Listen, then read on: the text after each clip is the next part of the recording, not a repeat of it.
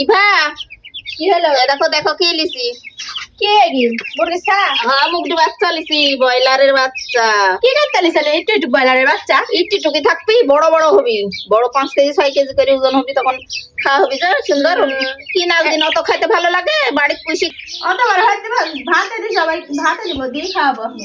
হ্যাঁ, পাগলের বুদ্ধি করলে হবি। এদিন 5 কেজি 6 কেজি করে ওজন হবি। একটা কুটুম আসলে সবাই করে খাওয়াতে পারবে। নিজে কিছু তরকারি না থাকলে সবাই করে খাওয়া হবি, ফ্রিজে খাওয়া হবি, থেকে খাওয়া হবি। পারবো না অত পুষতে।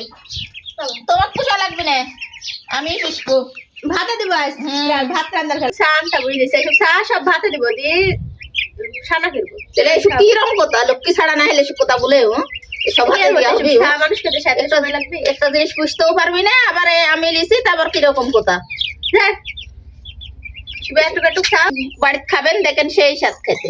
কিনা 2 কেজি ব্রয়লার তো ভালো হয়ে লাগে। গেছে একটা 2 কেজি হয়ে গেছে তো। 2 কেজি করে হবি, দেখো কয় কেজি করে হয়।